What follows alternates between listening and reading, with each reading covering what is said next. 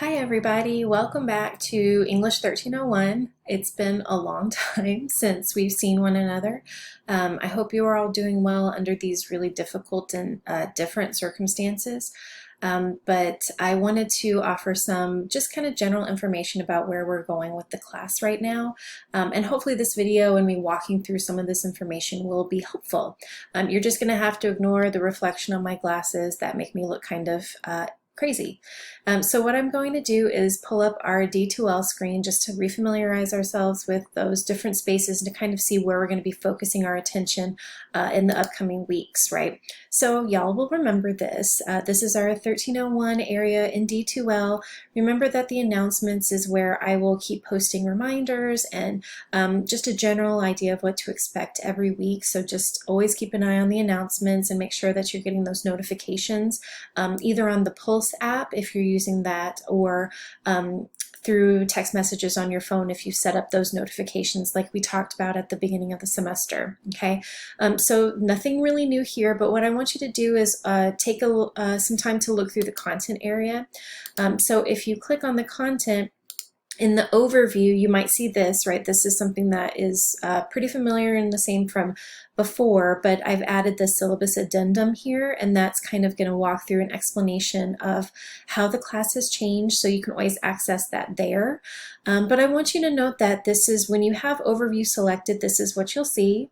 Right, and what you'll want to do in the future is push the table of contents tab because that's where you'll see kind of an update every week of what to expect and what you'll be asked to do. Okay, so week 13 is there. I haven't posted those discussion posts yet, but you'll see those in the future, and I'll have a separate video that kind of walks through what to do for those discussion posts. Right now, I just wanted to give you just some general background on where we're going for the next couple of weeks. So you can click here for the syllabus addendum. That just means all the information added to our previous syllabus to offer an explanation of the assignments and guidelines. If you click on that, that's a PDF. If you have difficulty seeing PDFs on whatever device you're using, I will also go in and post each page as a JPEG just so that you have it quick and at a glance. But everything is here in a printable document. For some of you, if you have printers, you can print every page and just have the rubric for discussion posts, the weekly schedule, have everything in front of you when you need that. Okay, so just kind of get used to this area. There's a section on MLA help, and I'll just keep adding weeks, as we move forward. So if you click here and open that PDF, this is what you'll see. Okay, this is the addendum. It just walks through how we'll proceed with the class, right? The first week is going to be a little bumpy, and that's okay. Some of you have taken online classes before, so this won't be such a disruption for you, but a lot of you haven't, and that's okay, and we're going to walk through this slowly with the understanding that the first week, again, it's going to be a little confusing and infuriating. Just try to be as patient as possible, and know that generally for our course, at least, the requirements are 2 discussion posts a week. Okay, so I want you to start visualizing Wednesdays and Fridays being kind of important days for our class, and hopefully that syncs up with some of the due dates for your other classes. I don't want this to be something where every single day you have items that you need to take care of, but Wednesdays and Fridays for us is going to be the most useful, I think, kind of calendar expectation moving forward. So for each week, it says right here, you're going to have 2 discussion posts, okay? So the first is just going to be a general discussion post, and that's like what we did with our in-class writings, right? So I'll have a prompt that you respond to. The stakes are a little bit higher with this because you have more time to revise and edit your work versus in class. I didn't have any expectations about surface level issues or grammar, so the stakes are just a little bit higher with this kind of assignment. So I'll post those on Monday, and I will ask you to have that completed and posted by 11:59 p.m. on Wednesday. On Monday, I'm also going to post your general paper topic. The paper topic discussion is kind of what we're doing instead of our project and paper that we originally planned. So everything is moving to that discussion area, and I'm essentially going to break down your paper into several discussion posts, and those will be due by Friday at 11:59 p.m. There will be times that I ask you to offer some responses to your colleagues, either in the Wednesday discussion or the Friday discussion, but I'll let you know about those, okay? And in another video, I'm going to walk through again how to pull up the discussion posts and where to go to do that, okay? So if you look at this breakdown, this is the weekly kind of schedule. So you have the weekly general discussion and the weekly paper topic discussion, both posted on Monday, but the general is due by Wednesday at 11:59 p.m. and the paper topic is due by Friday. And of course you can work ahead. Yeah, please, if you need to, based on your work schedule. I know work can be very chaotic right now. Or your family, whatever's going on with you, do what you need to do in order to get these done at whatever time is best. Okay, so I also have kind of the weekly view right here, the weekly schedule. So on Monday, I will post both of these. Wednesday, your general discussion is due. And then by Friday, your paper topic is due. And then if you have responses required, those will be due by Friday at 11:59 p.m. as well. Okay, I do have a note here, remember that D12 is the worst, right? It's clunky. I would really suggest that you work a little bit ahead of those deadlines so that you make sure that your work is in and graded and ready to go, right? I'm going to also provide you with that weekly schedule where you can kind of use it as a checklist to make sure that on these days you have these items taken care of, okay? Also on the addendum, I put a note at the top that just kind of says, your grades we're continuing on, right? You had grades and everything submitted before the break, and we're going to continue on with these discussions that will average together with those. Y'all, if you do kind of the basics of what you need to do moving forward, you can pass this class, right? If you go above and beyond, you get everything done, you're working hard, you're revising, you're editing, you have the time and capabilities and technology to do everything possible, then of course your grade is going to reflect that. It's going to be high, right? But this is the way that the grades are broken down. So about 80 to 100 points over the next couple of weeks for those weekly discussions. And there's more information here. And then about 120 to 150 points for those paper discussions. So a little bit more weight there because it is kind of replacing our paper and that project. I want you to note that there's also a semester reflection that I'm asking you to do. And that's instead of our PowerPoint or our poster presentations that we originally had to work on. I just need you to give me some feedback and to take some time to reflect over the course and write about that. Of course, revising and editing as you go and before you submit. And this is a private post to me. So those other discussions will be visible once you post them to everybody in the class. But this is a space where you can just share with me and share whatever you would like, right? You're going to have prompts for all of these. So I'm going to ask you to write in particular areas on particular topics. So don't worry about that. I will post those on Mondays so you can kind of get a sense of what the requirements are.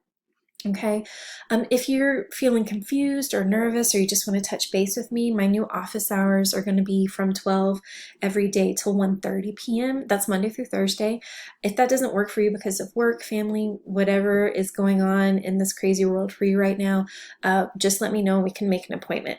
We'll use the instant message feature in D2L, so I will pull that up and walk you through it, right? So if you're in D2L, you'll just go to where the envelope is, right, where we go for email.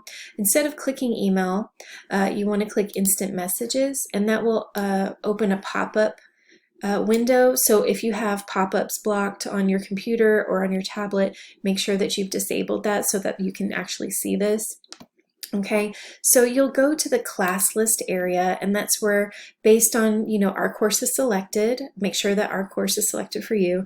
You can scroll down and find me. And so I'm going to use, Shay, I'm just going to use you as an example. So whether you volunteered or not, if you click next to somebody's name, right, you can click message. Okay, and then at the bottom, that's where you type, and then you just click this button right here, and that will come to me, and it's in real time. When I'm logged on, I can answer. It's just like an online chat, right? So if you go back to class list, you can also just click on somebody's name and do the same. Okay, I want you to know, like, you don't see me here because there are just 10 people visible right now. So make sure that you use the drop down to get everybody visible on a single page, and that's where you can go and find me. Okay, if you have any questions or concerns about that, just let me know and we can work through that. And this is your inbox, right? So just something to kind of play around with. If this doesn't work for you, again, just let me know and we can set up a time to meet either over the phone, or we can set up a time to maybe do a Zoom meeting or whatever is working for you at that point. Okay. The weekly schedule is also included. So again, you just have those discussion posts that will be available for you on Monday, and I'll walk through that in a separate video. Your general discussion will always be due on Wednesday at 11:59 p.m. or before, right? Work ahead if you can. And then on Friday, that's when your a little bit more intensive paper topic discussion will be due. And on Fridays, you'll also have responses to 2 other individuals. I have a rubric set up for these discussion posts, right? And I'm going to walk through that in another video, but that information is included in this addendum. I wanted everything in one place if you needed it, right? So if you just go through and see each week, is pretty similar. The points are going to increase each week, right? As you get a little bit more used to it. We're very close to finals already given these circumstances.